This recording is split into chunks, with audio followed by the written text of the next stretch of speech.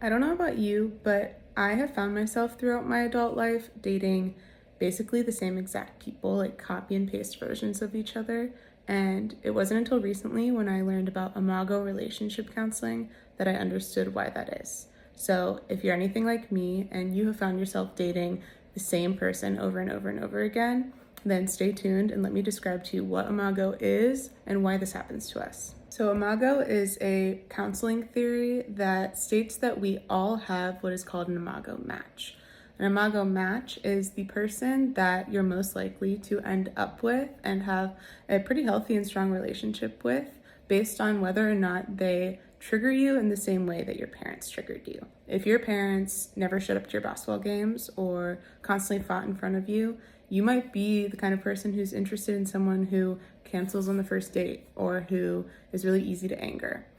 Imago states that we are attracted to these types of people because it is what feels safest to us. And I know that sounds contradictory because you would think that our brains would want to keep us safe by avoiding falling back into that pattern. But actually, since we're so used to it and since we grew up with it, it feels more comfortable than anything that isn't like that. So, how do we make it work with one of these people who is just a copy paste of the last people that we've dated and not let it fall apart like it has in the past?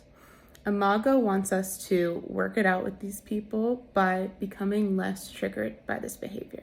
So if it's a relatively harmless behavior, like always being late, instead of becoming really upset by it and being triggered and remembering all of the ways that your parents or early caretakers have failed you, Imago wants you to learn how to live with it.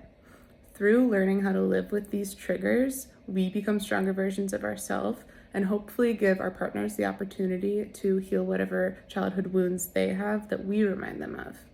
All of this is not to say that you should just put up with whatever behaviors your partner have that upset you, but rather to say that maybe not all of those behaviors are as damaging to the relationship as you might have once believed. The bottom line is that if you're going to end up with someone who triggers you in the same way that your parents triggered you as a child, then it's better for you to learn how to work through that through building a really honest and open line of communication, through doing your own therapy, your own inner work, and learning how to heal yourself and your partner at the same time by working together and talking about it and not just letting the same past hash itself out over and over and over again.